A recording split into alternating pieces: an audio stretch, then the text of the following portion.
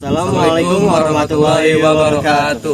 Ini Perkenalkan, kami dari kelompok 4 atau barisan 4. Kami di sini ingin mempresentasikan tentang transport elektron. Perkenalkan, nama saya Fajar, dan di samping kanan saya ada anggota saya yang bernama Muhammad Rizky Adatullah, dan di kiri saya Muhammad Diki Suryadi. Saya Ramardian. Saya Nana Suryana. Saya Gerson Samuel Bastian Arab. Saya Sari Fatma. Saya Charlotte Desiana. Apakah kalian tahu pengertian dari transport elektron? Rantai transport elektron adalah tahapan terakhir dari reaksi respirasi akrop. Transport elektron sering disebut juga sistem rantai respirasi atau sistem oksidasi terminal. Transport elektron berlangsung pada krista atau membran dalam mitokondria. Molekul yang berperan penting dalam reaksi ini adalah NADH dan FADH2 yang dihasilkan pada reaksi glikolisis, dekarboksilasi oksidatif, dan siklus Krebs. Pertama-tama NADH dan FADH2 mengalami oksidasi dan elektron berenergi tinggi yang berasal dari reaksi oksidasi. Ini transfer ke koenzim Q. Energi yang dihasilkan ketika NADH dan FADH2 melepaskan elektronnya cukup besar untuk menyatukan ADP dan fosfat anorganik menjadi ATP. Kemudian koenzim Q dioksidasi menjadi sitokrom B. Selain melepaskan elektron, koenzim Q juga melepaskan 2 ion H+.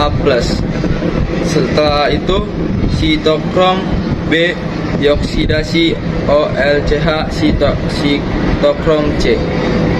Energi yang dihasilkan dari proses oksidasi sitokrom B oleh sitokrom E juga menghasilkan cukup energi untuk menyatukan ADP dan fosfat anorganik menjadi ATP.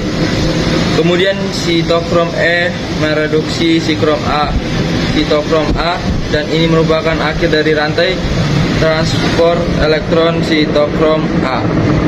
Ini kemudian akan dioksidasi oleh sebuah atom oksigen yang merupakan zat yang paling elektronegatif dalam rantai tersebut dan merupakan eksoptor terakhir elektron. Kalian tahu nggak tujuan dari transport elektron? Baik, pada dasarnya transport elektron itu memiliki tujuan yang menghasilkan energi. Lalu proses terjadinya ada di krista, yaitu lipatan pada membran dalam mitokondria di sel tubuh. Transport elektron memiliki beberapa kompleks. Yang pertama, kompleks 1 dinamakan NADH reduktase. Fungsi dari kompleks 1 adalah memecah NADH menjadi NAD+ dan H+. Pemecahan tersebut akan menyebabkan elektron dibebaskan dari NADH. Setiap elektron yang dibebaskan akan bergerak melintasi kompleks 1 yang mengakibatkan ion H+ bergerak dari matriks menuju ruang intermembran. Elektron yang melintasi kompleks 1 selanjutnya akan ditangkap oleh ubinkuinon dan dibawa menuju kompleks 1. Kompleks 2. Kompleks 2 yaitu dinamakan suksinat dehidrogenase. Fungsi dari kompleks 2 adalah membebaskan elektron yang ada pada FADH2. Diikuti dengan reaksi perubahan suksinat menjadi formalat. Elektron yang melintas kompleks 2 tidak menyebabkan pergerakan ion. Hidrasi menuju ruang intermembran. Elektron juga akan ditangkap oleh ubiquinon yang akan dibawa menuju kompleks 3. selanjutnya yaitu kompleks 3. Kompleks 3 dinamakan dengan sitokrom reduktase. Elektron dari abokinium akan dilakukan melalui kompleks ini.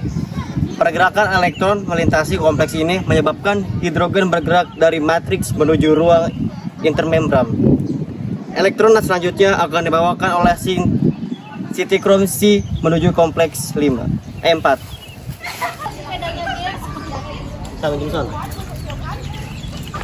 Selanjutnya kompleks 4, pergerakan ion pada kompleks 4 menyebabkan aliran ion hidrogen dari matriks menuju ruang intermembran. Selain itu, elektron akan dikembalikan ke matriks. Proses ini membutuhkan oksigen. Oksigen berperan sebagai penangkapan elektron terakhir. Reaksi penangkapan tersebut menyebabkan terbentuknya molekul air atau H2O. Anjing Nana malah. kompleks 5. Kompleks 5 merupakan enzim ATP sintase. Enzim tersebut berfungsi untuk membentuk molekul berenergi ATP dari ADP dan PI. Ion hidrogen yang bergerak menuju ruang intermembran menimbulkan gradien elektrokimia dari ruang intermembran dengan matriks mitokondria. Matriks kehilangan ion hidrogen karena bergerak ke ruang intermembran menyebabkan konsentrasi ion H+ yang lebih rendah. Akibat ion hidrogen akan bergerak menuju kembali ke matriks untuk menyeimbangkan konsentrasi, akan tetapi membran dalam mitokondria impermeable tidak dilalui. Melintasi kompleks 5 digunakan untuk membentuk ATP. Setiap ion hidrogen masuk, maka akan dibentuk ATP. Jadi ada kaitannya antara proses lewatnya elektron dalam kompleks-kompleks sebelumnya dengan pembentukan ATP. Aliran elektron menyebabkan ion H+ bergerak ke ruang intermembran. Akibat konsentrasi berbeda dan ion hidrogen yang kembali ke matriks melalui kompleks 5 digunakan untuk membentuk ATP. Rantai transport elektron eukariotik banyak proses kataboli biokimia seperti glikolisis, siklus asam sitrat, dan oksidasi beta menghasilkan koenzim NADH. Koenzim ini mengandung elektron dan memiliki potensial transfer yang tinggi. Dengan kata lain, ia akan melepaskan energi yang sangat besar sesama oksidasi.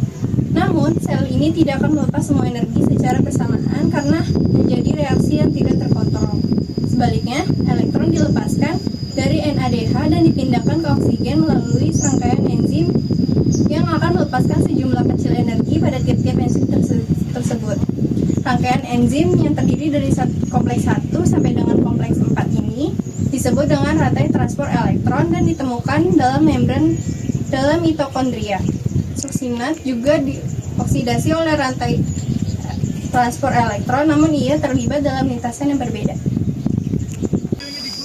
Selanjutnya itu ada rantai transport elektron prokaryotik. Berbeda dengan banyaknya kemiripan dalam struktur dan fungsi rantai transport elektron pada eukariota, bakteri dan archaea memiliki banyak jenis enzim transport elektron yang sangat bervariasi.